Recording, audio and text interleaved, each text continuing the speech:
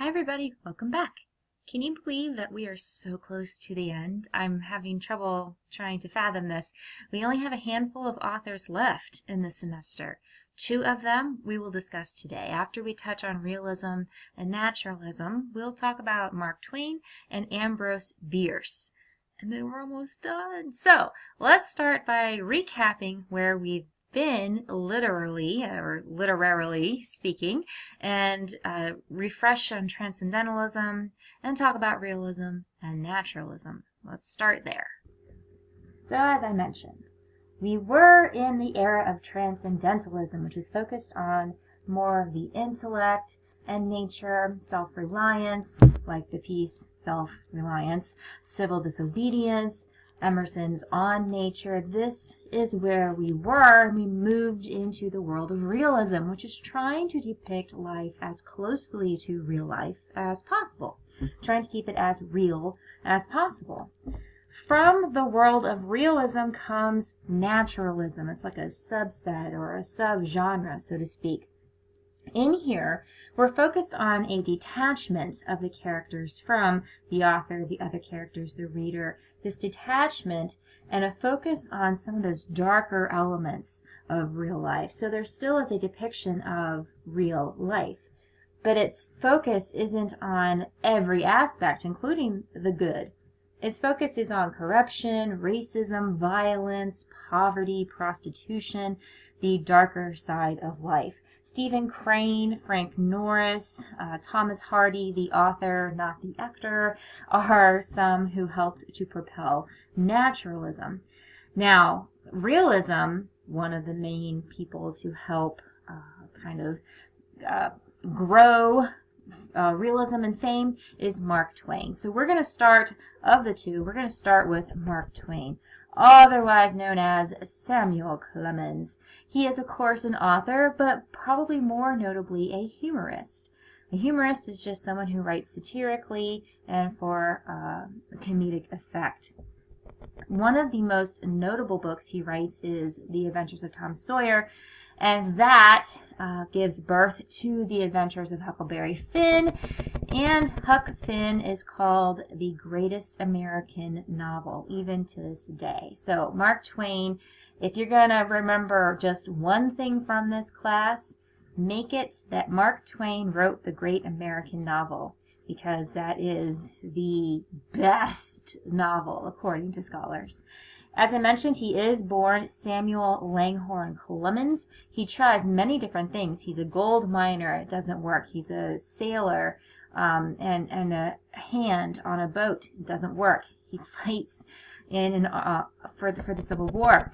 Of course, he joins toward the end of the war, so he doesn't have to do that for very long. He tries inventing things. He tries his hand at art. He does all kinds of different occupations. But what his love is writing. He's a journalist for a while. Eventually, he moves into writing his own pieces that are novels, short stories, not reporting on events. This leads to him hitting the lecture circuit, and he goes around delivering different speeches and lectures at different congregations, different groups of listeners, not just in America, but in other countries as well. So he's one of our American celebrities. He was called the greatest American humorist of his age and the father of American literature. So he's not just highly revered and respected today, but also during his time. Ernest Hemingway, one of the other greatest American authors, said all modern American literature comes from one book by Mark Twain called Adventures of Huckleberry Finn. Remember, the greatest American novel written by the father of American literature. Mark Twain is where it's at. If you're going to pick one person to, again, remember in the annals of time as the greatest American author, they are all good. We're studying them all because they are all worthy. But something makes Mark Twain stand out among the rest. He gets married to Olivia Langdon in February. She's an abolitionist. Ironically, here's a connection for you. She does work with Harriet Beecher Stowe and she becomes involved in the abolitionist movement from her relation to Stowe. She also befriends Frederick Douglass. So she's heavily involved, and she brings Mark Twain in for a while, and some of his writings, some of his short stories and his novels, you can see these same kinds of themes here. In addition, though, he loved science. Again, he was an inventor, and he liked to tinker in Tesla's laboratory. I have a picture in a few slides I'm going to show you. It's an actual picture of Mark Twain in Tesla's lab, which is really cool. But he likes to tinker, and he has a very inquisitive and curious mind, which leads him to some great discoveries and some cool inventions. He was looking for something to replace suspenders, so he came up with what he called improvement in adjustable and detachable straps for garments. So he could have called them new and improved suspenders, but that was too short and pithy for Twain. In addition to that, he also makes the first Trivial Pursuit kind of game. Also, when you lick and stick, like on stamps or, sometimes those self-pasting scrapbooks, he's known for that too. That dry adhesive, you just need to moisten it and then it adheres. That's due to Mark Twain. Additionally, he writes A Connecticut Yankee in King Arthur's Court. In here, we have a time traveler, which isn't very common at all. We have a few people who allude to it, but it's not a major plot point. But we have a time traveler from contemporary America going to Arthurian England, introducing different types of science and modern technology to King Arthur's England. And this plays upon both of Mark Twain's loves. You have writing, and then of course you have that time travel and technology, that science and an invention kind of side of him too. Thomas Edison even comes and visits Mark Twain in Connecticut. Thomas Edison takes a movie of Mark Twain in the lab. In his writing, he just kind of documents him. And then later, there was a two-reel, when it was reel-to-reel, right? Those two, they look like wheels, actually, that would hold the film. There was a two-reel film put out by Edison that shows Mark Twain in these different environments. So, and people were flocking to go see that, to see this little short documentary on Mark Twain, because everybody loved the father of American literature. This is that picture I promised you of Mark Twain in Tesla's lab. And that image to the left is not a ghost. That's of course someone. I guess that's Tesla, but it's not a ghostly image. And then of course the main frame here, that's Mark Twain, and he was so happy and content in the lab. He tries to supplement his love of technology, but it doesn't work so well. He starts losing money through his writing, partly because he makes some very poor choices in investments, really with new technology and inventions that are coming out. Also because he tries his own publishing company and is initially successful, but then loses a lot of money that way too. And it comes to the point where he can't do anything other than write and sell his work because he's almost broke. Almost bankrupt. So he decides he's going to go on more lectures, give more speeches to try and bring in more money so that he can help his family survive financially. So he has to give up science and inventions and some of these other loves of his so that he can focus on bringing that money back in. But it works very well. Everybody wants to have Mark Twain come and speak. He is this wonderful, lauded American hero, kind of on peer with the astronauts during their heyday. So he's well loved, well revered and respected. The Authors Club, the Beefsteak Club, which just sounds like either cow or tomato, the Beefsteak Tomato, I'm not sure. You can see the Monday Evening Club of Hartford. My. All of these different groups are inviting him to come speak, to read his work, to talk about his work, and he does. One time, though, he goes to a German audience, and he gives a speech that I'm sure the Germans did not appreciate, The speech was called The Horrors of the German Language. Luckily, the audience knew he was a humorist and had a really good sense of humor about it. But that was pretty brave on Mark Twain's part. He was given an honorary doctorate in letters in 1907, which he was highly appreciative for, and it was one of those accolades that he would start bragging about to others. Fun fact about Mark Twain. In 1909, somebody asked him, "So, what do you think about death and dying? What's your major plan? How are you going to go out?" And he said, "Oh, okay, I'll tell you. I happened to be born in 1835. Well, Halley's Comet came by in 1835, and it was in the sky on the same night that he was born. So he said, well, I came in with Halley's Comet, and it's coming around again next year, so I'm expecting that I'm going to die next year so I can leave with it too. Wouldn't that be interesting? And it'd be fun for people to say, there are two unaccountable freaks. They came in together, they go out together." Well, guess what? It was a self-fulfilling prophecy. When Halley's Comet comes by, he dies. I wonder what would have happened if he had said something else. Do you think he would have beat the self-fulfilling prophecy, beat the quote-unquote comet curse? I don't know.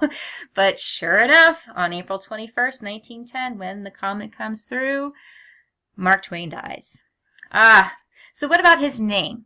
There's a lot of controversy about how he got the name Mark Twain, being born Samuel Clemens. Obviously, this was a conscious decision to use a pen name.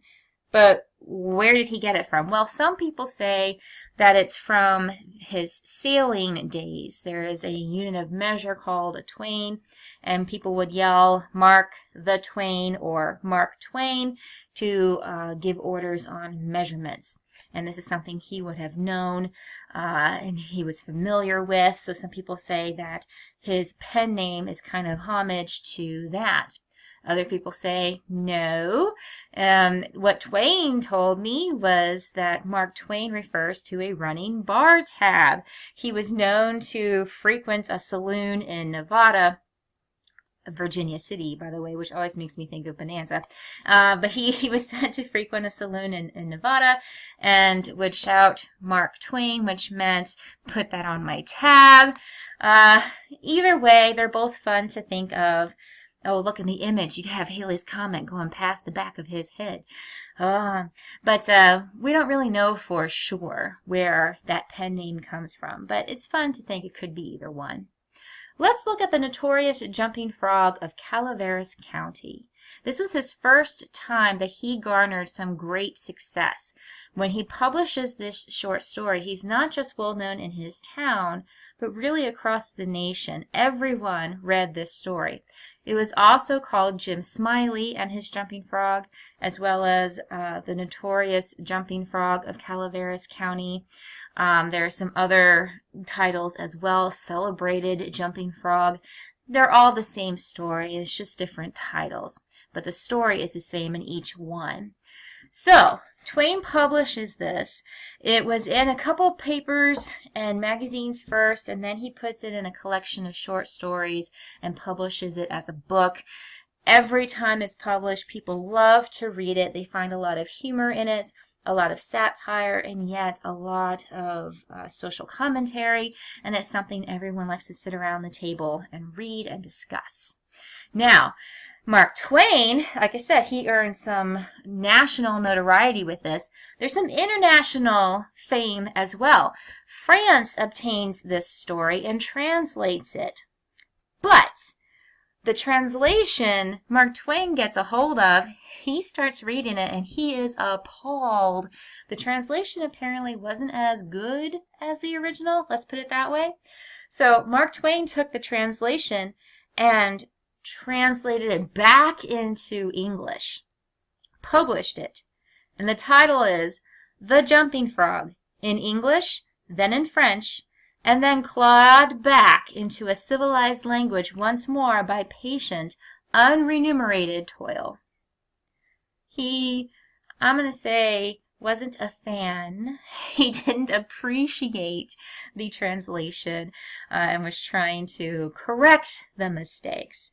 It was also made into an opera. It premiered in 1950.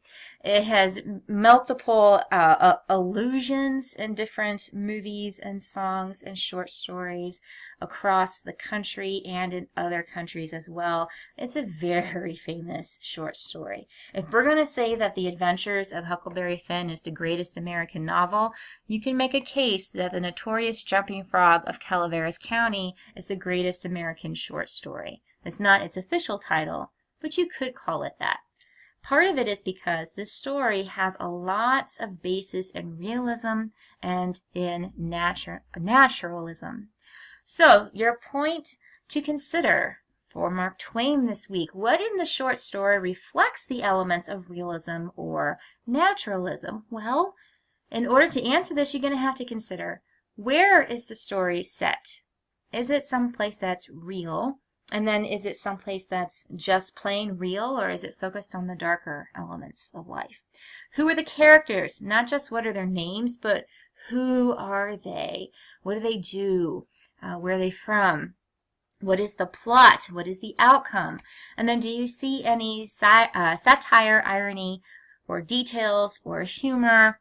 Looking at these different elements, you can make a decision: is this realism or is this naturalism?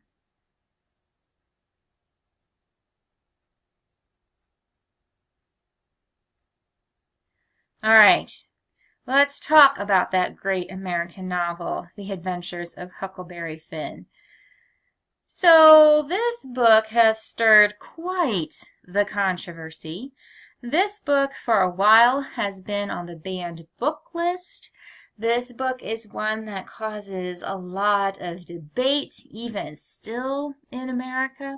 So let's look at both sides. First, people who argue Huckleberry Finn is perfectly fine and should be allowed in schools and should be read by children of age. Of course, maybe not necessarily in kindergarten, but they say, well, it connects with youth. There is a naive narrator, and through that naive narrator who doesn't understand everything, who lacks the sophistication and maturity to understand what's going on, the children reading this, who also lack the sophistication and maturity to understand what's going on, can approach some very difficult issues with a little more ease and can have that connection better. It depicts life as it really was. Yes, there were issues with slavery. That's what happened. Yes, there was name calling. That happened. Why try to hide it? It does condemn slavery and the maltreatment of Black Americans, not just at that time, but forever, helping to shape a child's perspective in current America. And indirectly, anyone who reads this book has to consider different social issues in America, particularly pertaining to racial and cultural issues. So people see all of these benefits in The Adventures of Huckleberry Finn. But how often are there two sides to a story? Every time? Well, here's the other side. People say, no, Huck Finn should be a banned book because it shows a young boy who's smoking, rebelling not just against authority as in adult authority, but against Christianity. He's loafing. These are not characteristics that we want to teach our children. And while he's performing these bad actions, he seems to be rewarded for them, or at least he's not punished for them, and this is not something we want to share. It does teach racist ideals. Yes, it is through the satire. But sometimes young minds cannot understand the satire and will take it as plain truth or fact instead of the satirical message that it is. There are some derogatory terms that are no longer acceptable.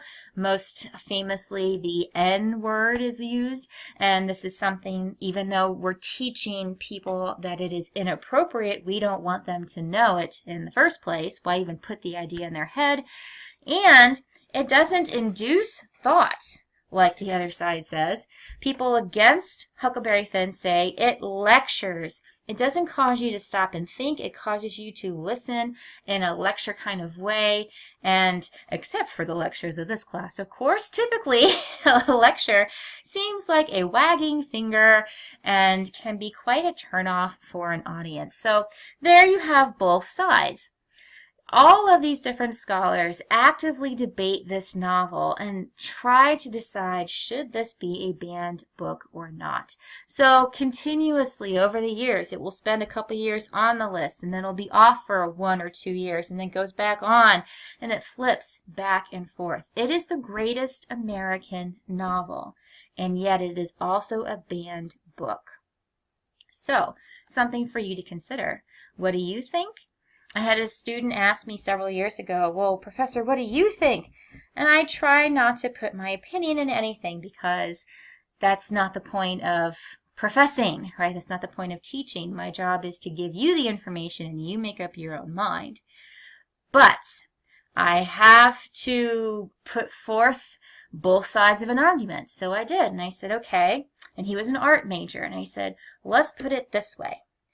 Let's say you go to the Smithsonian Art Museum and you see a beautiful picture. It's a classic picture, the greatest American painting ever. And everybody, you know, it should be in the Louvre with the Mona Lisa, right? Because it's quintessential, it's classic. And there are people in front of a church, and there are wheat fields, and in the distance in the wheat fields you see some slaves working. Now, because of recent events and discussion and controversy, you go to the museum to see this painting, and then you notice that the 2 slaves in the background have been removed. They've been painted over. What is your reaction? And the student looked at me and he said, well, you can't do that. You're erasing history. You're taking away the impact of the painting. And he started getting very upset to the point where I'm thinking maybe I should have chosen a different example.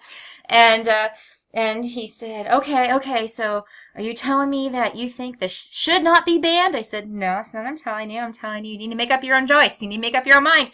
So think of it that way. What do you think? Do you think it's important that we change this book or ban the book? Some people have made the compromise. The book can be off of the banned book list as long as we change it. We take out certain things. We change certain names and terms. But that does change the impact and the message of the book. It's no longer Twain's writing. So what do you think? It's not a point to consider this week, but it is something that I would urge you to think about. Should this book be banned or not? Should it be changed or not? And make up your own mind. Determine on your own. So let's talk about another banned author. It's the week of the banned authors. My goodness. Ambrose Bierce is quite an interesting guy. I like talking about him in lecture because he kind of fascinates me. There are many parts of his characteristics and just his personality and things that happen to him that I find almost to be unreal. So let's start talking about him, and I'll show you what I mean. He, yes, is a writer, and a satirical writer at that.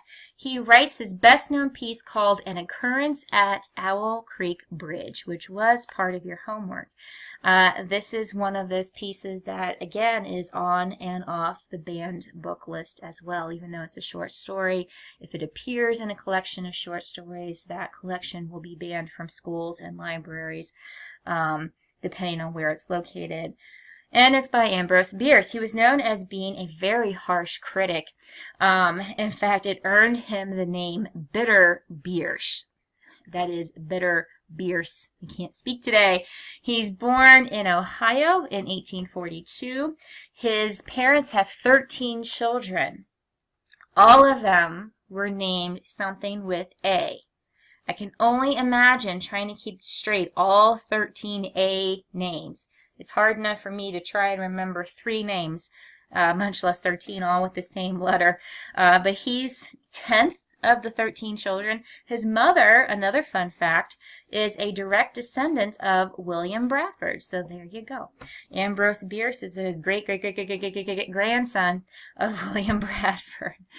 Once the Civil War begins, Bierce is one of the first to enlist in the army. He fights in many battles, including the Battle of Shiloh. When people think of some of the most horrendous and bloody battles, typically Gettysburg comes to mind, a few others, when the Battle of Shiloh is one of the, if not the bloodiest battle in the Civil War. He fights in Shiloh and is able to survive. In fact, he goes in and helps bring out some of his comrades while the fight is continuing. So this earns him some notoriety, and he's covered in the paper, and people start to know who he is because he's this hero. He marries Molly Day on Christmas Day, and they had 3 children. You'll notice they all have a different name and with a different letter. Day, Leah, and Helen. Now, both of his sons died before he did. Day commits suicide. He is rejected by his love interest, cannot handle the humility and embarrassment and loneliness, and commits suicide quite tragically. And then his other son dies of pneumonia, which is a product of his alcoholism. Bierce's life is quite plagued. Then he separates from his wife because he finds that as he's going through his wife's things for a separate reason, he's not snooping, but as he's going through his wife's things for something else, he comes across letters that are written to her from a secret admirer, at least secret to Bierce, and he starts accusing her of having an affair and wants to end the marriage. They do, and just 1 year later, she dies. Some people say it's because of a broken heart. Other people say it had nothing to do with that. But regardless, he's left alone. He's left with just his daughter because his sons and his wife have both died and left him. Now, as I mentioned, he's known as Bitter Bierce, right? A lot of things that he would write were very, very critical, harshly critical, and sometimes satirical. In fact, one time he writes about the assassination of President William McKinley. When he does, he's very bitter, he's bitterly sarcastic, and because of this, people start to raise eyebrows. He writes about McKinley's assassination before it happens. Then, in 1901, it actually happens. People started to wonder, is Ambrose Bierce an assassin? Has he been hired by our government or by somebody else to actually take out the sitting president at the time? No, he wasn't. It was a satirical piece, probably poorly chosen, but it was completely fictional. It didn't have anything to do with, he had no idea what was coming, but it caused a lot of people to stop and pay attention to him for negative reasons, and that brought him some negative press. Then his interesting life continues.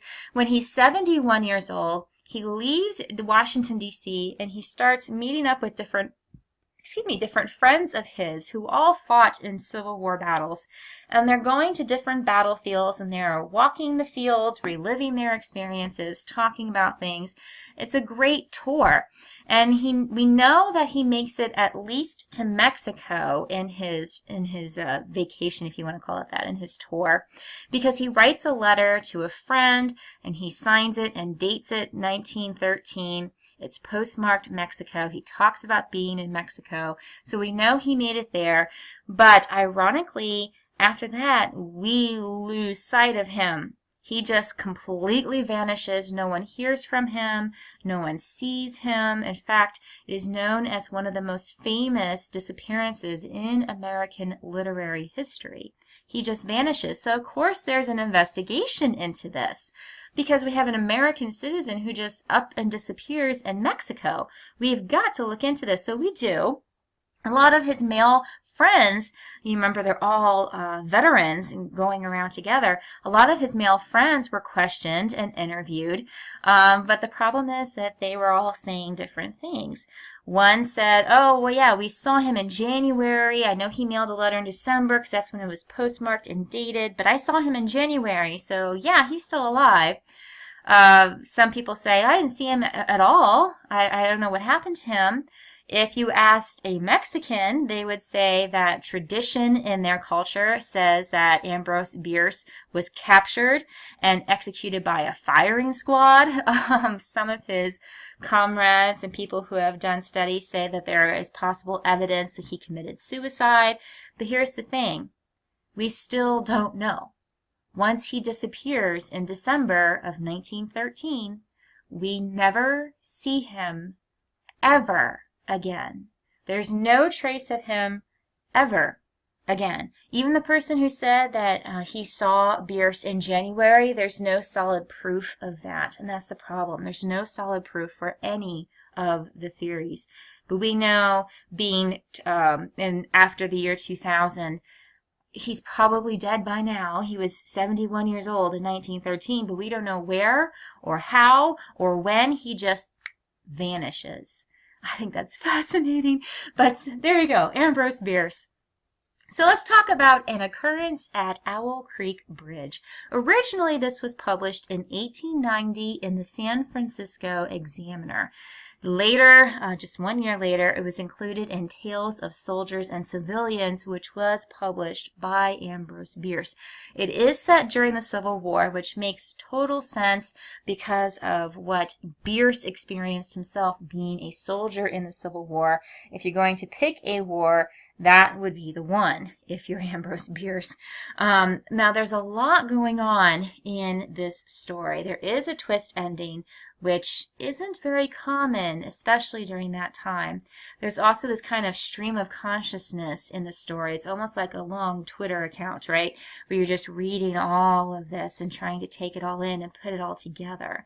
But Bierce's main goal was trying to show that there is no romance and there is no glory in war. He lived it. He experienced it. He dragged some of his fellow soldiers from the battlefield who were injured and watched some of his fellow soldiers die. And he's trying to tell people it's not all that it's cracked up to be to go down in a blaze of glory. It's just a blaze. There is no glory. So he's trying to put this message across. In fact, he uses the word occurrence in the title, trying specifically to show that it's so common to lose life that it almost seems like the humans in the war are no longer human. Again, there's no romance or glory in it. You're just a thing. You are no longer a person. And this was something that tragically hit Bierce, and he was trying to rectify. Other people say that that's all malarkey and that the theme is about dying with dignity, and that there is such a thing as dying with dignity and dying with honor. Okay. The final idea, though, is that there can be this psychological escape right before you die, that moment when your life flashes before your eyes, and maybe you're able to go into your happy place or go somewhere else. All of these are different possibilities. But if Bierce wanted to convey this same message, having fought in maybe a different war or overseas in a war, and he were alive to write during the Transcendentalist movement, how do you think it would be different? Or if he wrote during the Dark Romantic movement, how would it be different? Each one would be different from what it actually is and would be different from each other. So, for your point to consider for Bierce, use examples from Occurrence at Owl Creek Bridge to explain what makes this story a prime example of realism or of naturalism. So determine first, are we dealing with a realistic or a naturalistic piece, and then talk about why it is so uniquely realistic or so uniquely naturalistic.